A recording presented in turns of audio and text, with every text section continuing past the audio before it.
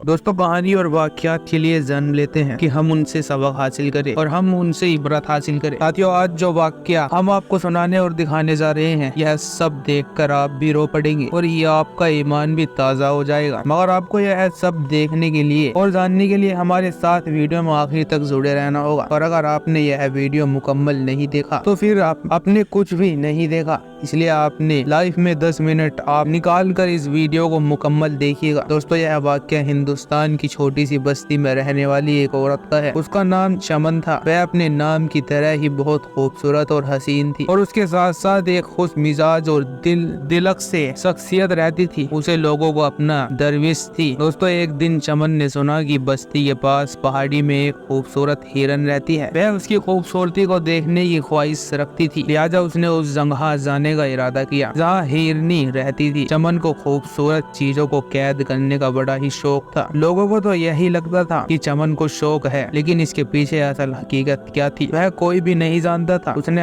अपने पास बहुत सारी हजारों चीजें कैद कर रखी थी, जिनमें हर तरह का खूबसूरत परिंदा और जानवर शामिल थे। उसको हिरन बहुत खूबसूरत और नायाब थी। उसकी आंखों की रोशनी को देखकर हर कोई हैरान हो जाता था। हिरन का रंग गहरा भूरा था और उसके मूंढे पर सफेद चढ़ी हुई थी। लोग इस हिरनी को देखने के लिए बस्ती की तरफ सफर करते और उसकी खूबसूरती को देखकर उनके दिल बहक जाते कि काश वह हिरन को अपने साथ ले जा सके, लेकिन वह इसे कैद नहीं करना चाहते थे। दोस्तों, जब चमन ने इस हिरनी को देखा तो उसे भी यह हिरनी का भाग गई। उसने अपने दिल में फैसला किया कि वह इसे अपने पास जरूर कैद करके रखेगी। चमन सारा दिन वहीं रही और उसने इंतजार किया कि लोग इधर उधर हो जाएं ताकि वह इस हिरनी को पकड़कर अपने साथ ले जा सके। शाम तक लोगों की भीड़ लगी रही और चमन को वक्त न मिला। दोस्तों, जैसे ही शाम का अंधेरा छाया तो लोगों की भीड़ भी कम पड़ने लगी। चमन के लिए इससे ज्यादा अच्छा मौका और कोई नहीं था। उसके मौके का फायदा उठाया और हिरनी को पकड़कर अपने घर ले आई। उसने इस हिरनी को अपने पास कैद कर लिया। रात को चमन जब अपने बिस्तर पर लेटने लगी तो उसने देखा कि हर हिरनी बहुत जोर जोर से चिल्ला रही है और अपने मुंह से तरह तरह की आवाजें निकाल रही है। हिरनी की आवाजें चमन को खौफ में मुब्तला कर रही थी। चमन का घर बस्ती के आखिरी में था और उसने अपने घर में तहखाना बनवाया हुआ था, जहाँ से इन जानवरों की आवाजें बाहर नहीं जा सकती, सिर्फ चमन के घर के अंदर तक ही रहती थी। उसने सोचा कि वह एक बार जाकर हिरनी को देखा है। चमन जब अपने तहखाने पहुंची तो उसने देखा कि हिरनी बंदी हुई है। उसको कोई भी मसला नहीं था, लेकिन उसके बावजूद वह बहुत चीखो खरीद ने उसकी खूबसूरती सुनहरी आंखों को देखा, जिनमें उसे आंसू झिलझिलाते हुए नजर आए। लेकिन चमन को उसकी पुकार और आंसुओं से कोई सरोकार न था। वह चुपचाप जाकर अपने बिस्तर पर लेट गई। दोस्तों, अगले दिन चमन अपने कामकाज में मसरूफ रही और सारा दिन हिरनी ने भी उसे परेशान नहीं किया। मगर जैसे ही रात का वक्त हुआ, हिरनी ने फिर चीखना चिल्लाना शुरू कर दिया और तरह तरह की आवाजें निकालना शुरू कर दी। अब चमन को इस बात पर बहुत गुस्सा आया कि सारा दिन यह हिरनी ठीक ठाक होती है और जैसे ही रात का वक्त होता है तो सोना हराम कर देती है। चमन अभी तक नहीं जान पा रही थी कि आखिर यह क्या मामला है। इस हिरनी को रात के वक्त ही क्यों अजीबोगरीब चीखना चिल्लाना याद आ जाता है और फिर कुछ देर के बाद आवाजों आने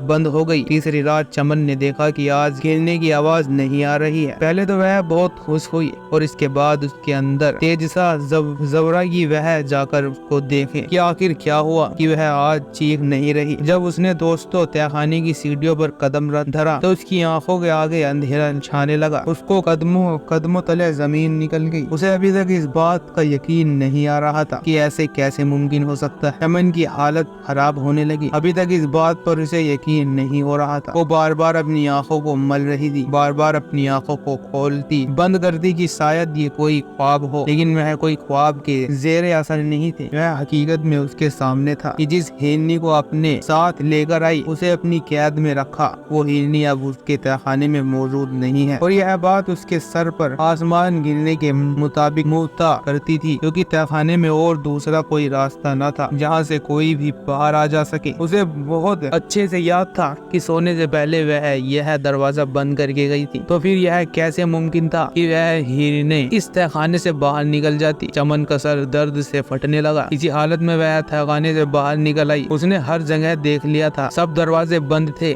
लेकिन हिरनी कहीं नहीं थी। और फिर चमन हार कर अपने बिस्तर पे बैठ गई। सोच कर उसका दिमाग फट रहा था कि उसने हर रास्ता चेक कर लिया था, हर दरवाजा बंद था, और फिर भी हिरनी गायब थी। यह कोई करिश्मा ही हो सकता है, इसके अलावा तो कुछ भी नहीं। अगली सुबह जब वह दुखते सर के साथ बिस्तर से उठी तो उसने जल्दी से कदम अपने जानवरों की तरफ उठाया। तहखाने में उतरते ही एक बार फिर उसे हिरनी ने घेरा। उस वक्त वह वाकई पागल होने वाली थी, क्योंकि उसे लग रहा था कि यह सब उसकी आंखों का धोखा है। उससे हिरनी की खूबसूरती ने उसकी आंखों को चून दिया था। इसी वजह से अब वह दोबारा से इस हिरनी को अपनी जगह पर खड़ी देख रही थी। वो हिरनी के करीब गई और उसने उसको हाथ लगाकर देखा तो वह उसका ख्वाब नहीं बल्कि हकीकत थी, और वह हिरनी सही सलामत वहीं खड़ी थी। चमन ने अजीबोगरीब हिरनी के बारे में खोज निकालने का सोचा। अब चमन को रात होने का इंतजार था। जैसे ही रात का अंधेरा छाने लगा, चमन का तजस्सुस बढ़ता ही जा रहा था। आखिर उसने एक कदम धीरे धीरे अपनी तहखाने की तरफ बढ़ाने शुरू किए कि उसे आज भी हिरनी की कोई चीख को पुकार सुनाई नहीं दे रही थी। जब वह तहखाने के अंदर गई तो अब उसे यकीन हो गया कि यहाँ कुछ न कुछ हो रहा है, क्योंकि हिरनी वहाँ मौजूद ही नहीं थी और सारे के सारे जानवर वैसे ही बंद हुए थे। वह हिरनी को कोई और ही मखलूक समझ रही थी। अब चमन को सुबह तक का इंतजार था कि वह हिरनी वापस आती है या नहीं,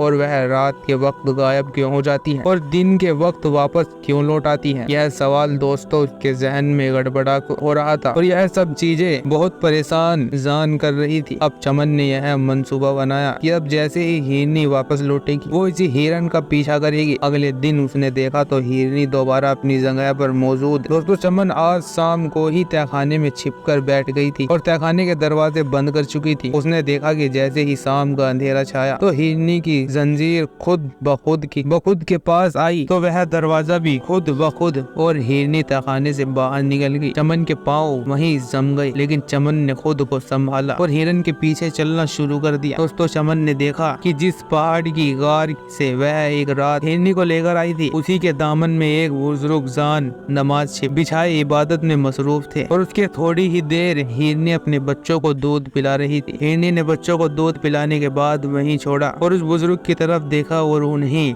कदमों से वापस चलने लगी। चमन ने जब यह सारा माजरा देखा तो बड़ी हैरान हुई। धीरे धीरे से चलती हुई उस बुजुर्ग के पास आई और उसने पूछा कि यह हिरनी का क्या माजरा है। उस बुजुर्ग ने कहा कि तुम वही हो जो जानवरों को कैद कर लेती हो। तो चमन ने कहा कि हाँ, मैं वही हूँ, लेकिन मुझे इसका माजरा बताओ कि कैसे खुद ब खुद जंजीर खुल जाती है और यह हिरनी यहाँ कैसे पहुँचती है। तो उस बुजुर्ग ने कहा कि तुम्हें अल्लाह से डरना चाहिए कि कहीं इन बेजुबान जानवरों की आह तुम्हें ना लग जाए।